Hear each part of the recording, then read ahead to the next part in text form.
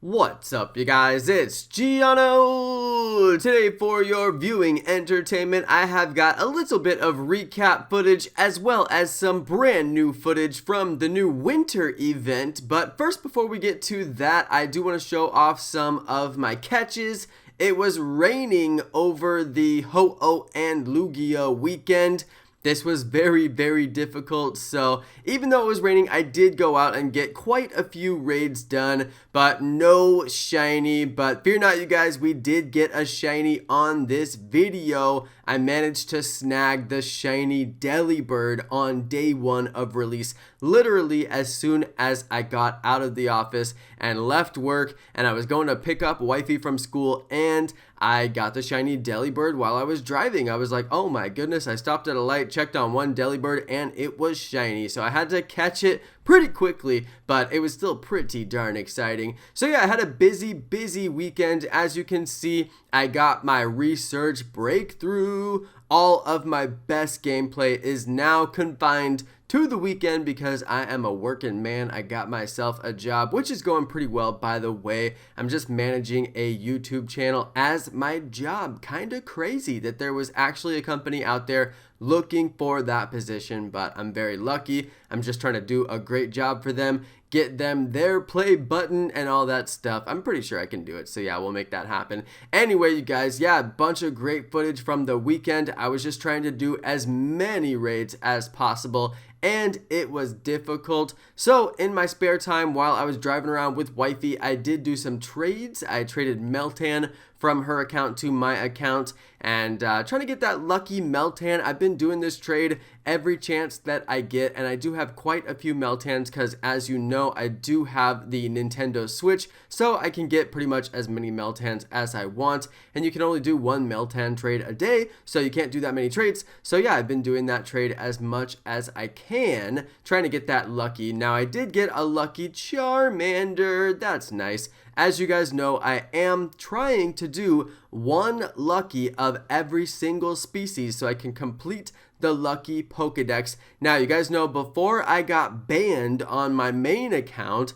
I was trying to do a 100% IV of every Pokemon. Obviously, that's very unrealistic without the scanners, and I'm so glad that they introduced lucky Pokemon into the game, because without them, there's pretty much no way to get high IV Pokemon, which makes the game pretty lame. But with lucky Pokemon, you can trade and get as many high IV Pokemon as your little heart desires. So there's really no point in having scanners, and if scanners came back, I honestly wouldn't use them. It was kind of like a crazy life suck addiction to play the scanners. I mean, they were never off and I was always on. There was never a time that I wouldn't hop in the car and go catch a rare Pokemon like an unknown. It kind of takes over your life at a certain point. So this is a much more manageable way to play the game. I'm certainly enjoying it, although I wish I would have got a little bit more shiny action from Lugia and Ho-Oh weekend, although I did get the chocolate brown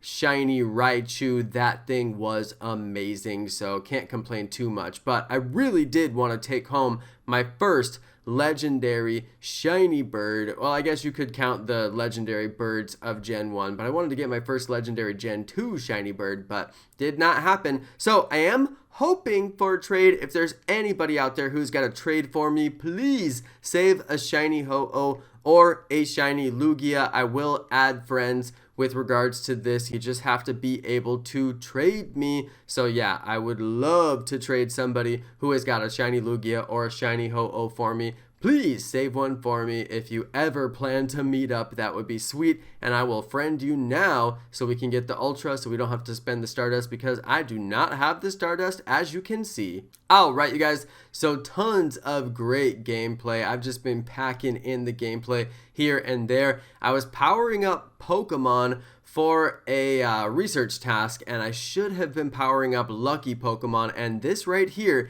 is part of the reason why I have no Stardust right now, because I should have been powering up lucky Pokemon, but instead I went straight to my top Tyrannitars and was powering those up. And in case you were wondering what I got from the research, I don't remember what it was, but it was some garbage that I don't care about. So obviously I edited it out of the video. I guess I don't know what that was, but yes, I took it out, so it must have been bad. But anyway, guys, I do love powering up my Pokemon, but as you can see, I don't have a ton of Stardust. Very, very difficult for me. How do you get Stardust? I really think there should be better ways to get Stardust. Although PvP, you can get 1,500 Stardust a day, assuming that you don't get a Sinnoh Stone. You get 3 sets of 500 Stardust from your first 3 battles of the day. So that's another way to get Stardust. So they do continue to improve the game and put in more ways to get Stardust. Can't complain too much. But yeah, the Stardust is very hard to come by.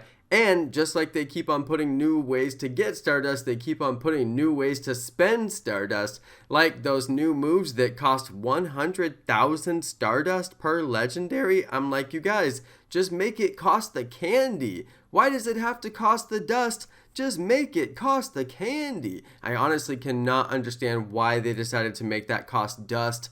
Doesn't make any sense to me. People have plenty of candies. We all want something to use these candies on, but nobody has plenty of dust, and it's just crazy how much they're asking to put those extra moves on there.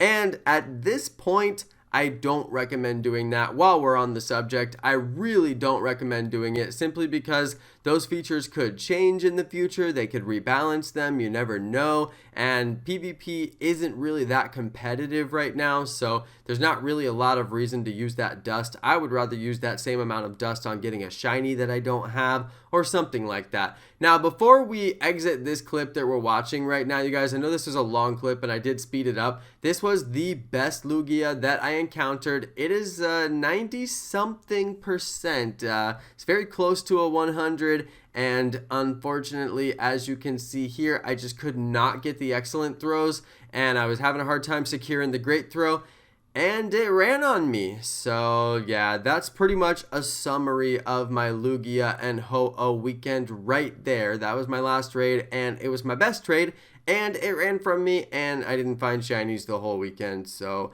rest in peace, Lugia Ho-Oh weekend. They got my money, but I didn't get anything to show for it, so that's pretty sad. But at least I do have some legendaries. I did have a pretty good catch rate on my legendaries, so at least I can trade and hopefully get lucky Lugia and lucky Ho-Oh. So that's the plan. Also, I do have to give a big shout out to 22 Lightning. He's been trading me some interesting stuff. He gave me a couple of lucky Heracross recently, so thank you, bro. I truly do appreciate that.